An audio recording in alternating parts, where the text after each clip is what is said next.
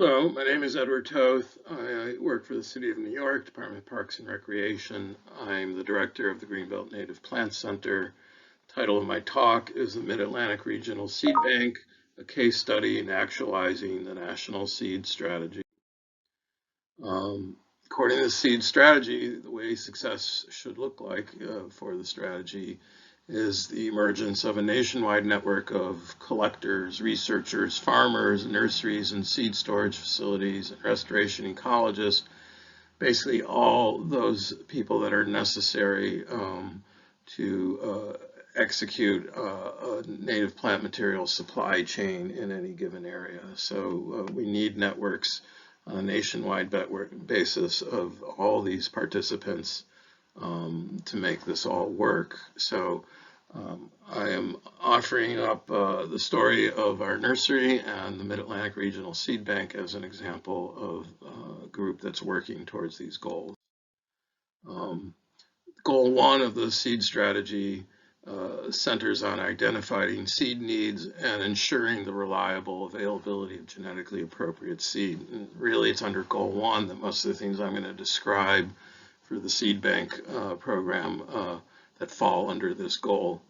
As a convenience, I'm going to use as an icon the cover of the National Seed Strategy, and on my slides you'll see it next to various action points as to what the nursery and the seed bank does that contribute to the seed strategy overall. Again, most of what I'm going to describe relates to goal one of the seed strategy.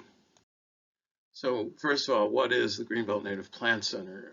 It is a municipally owned and operated facility of the City of New York, embedded within the Parks Department.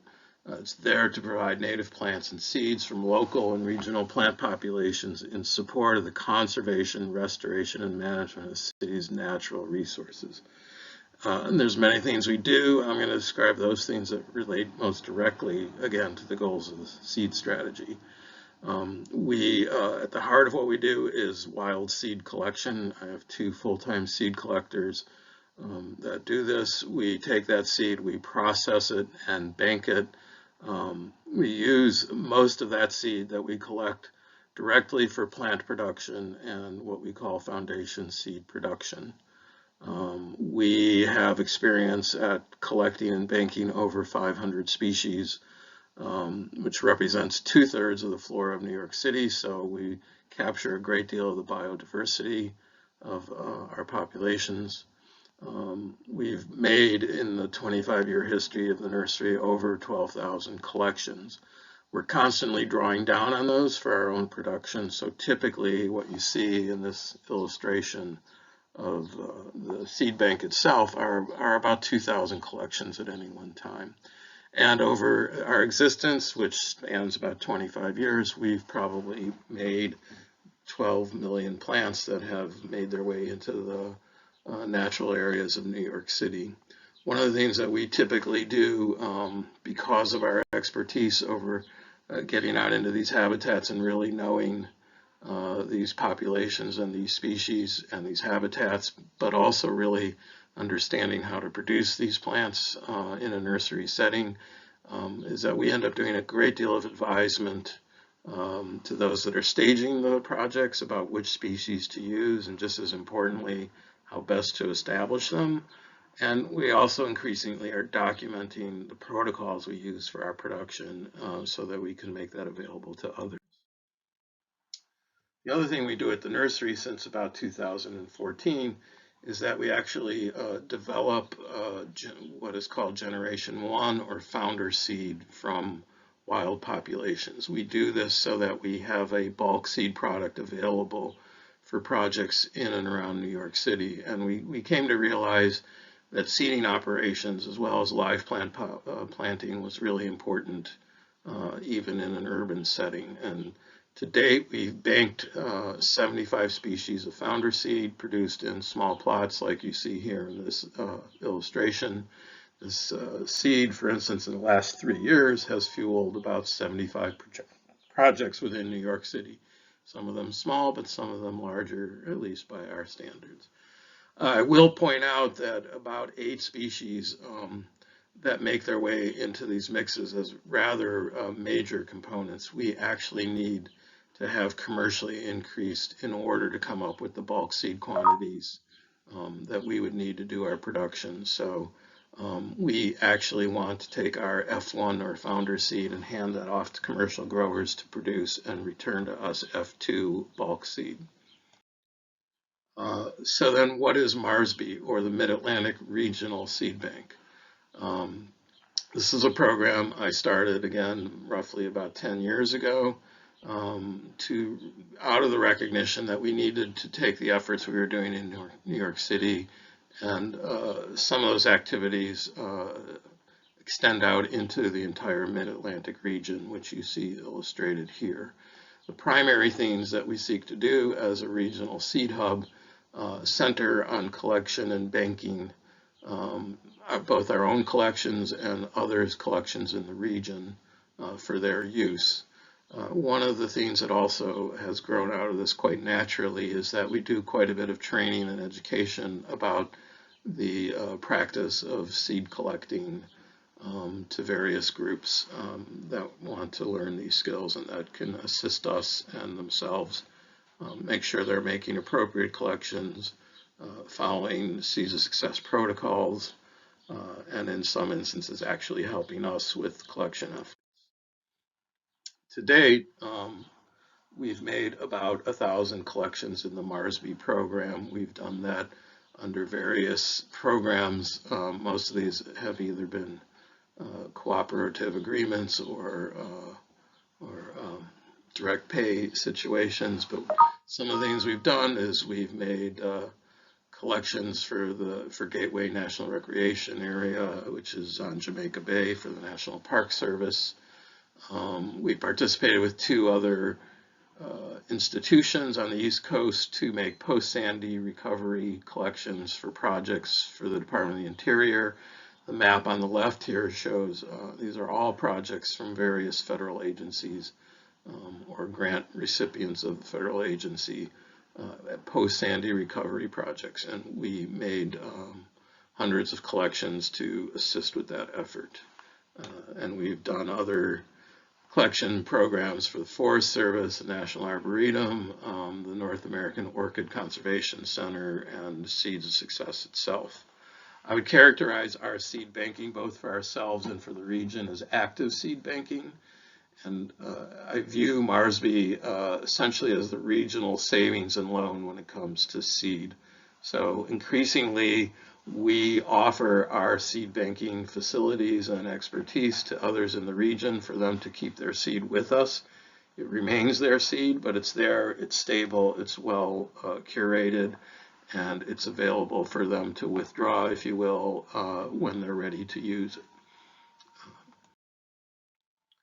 In 2021, after taking hiatus like many people because of the COVID pandemic, MARSB will be back in the field. We will be making 100 to 120 collections across New York State. We're doing this in an effort to make for there to be greater availability, especially for state agencies and the like. So initially, we will be focusing on 14 species that are widely usable in early successional ecological restoration work for 3 of the large ecoregions that are within the state. And again, we will make that seed available, particularly to state agencies and the likes, for their use in ongoing programs or projects. Also in 2021, we will be collecting somewhere in the neighborhood of 20 to 30 species for the New York State Parks Department for a particular project of theirs in the middle of the state in the Finger Lakes region.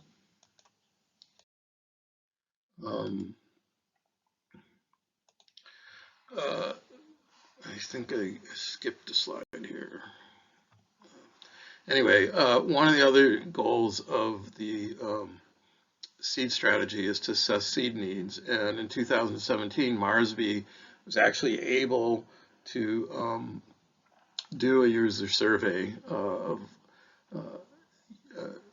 native plant material consumers and users east of the Mississippi River. We contacted over 1,000 entities, and we had 725 respondents who took the full survey for us. And we were able to get at least one return survey from every state east of the Mississippi River.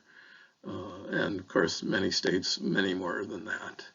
A few of the highlights of that survey was that of those 725 respondents, 74% of them said that they wanted to work exclusively with ecoregional seeds for their the work that they did. And yet 70% of those respondents said that availability of ecoregional seed was limiting or very limiting. So, you know, the reality which we somewhat surmised would be the case was that everybody wants to use ecoregional seed, but it's virtually impossible to get it by whatever definition they may have been using for what local means.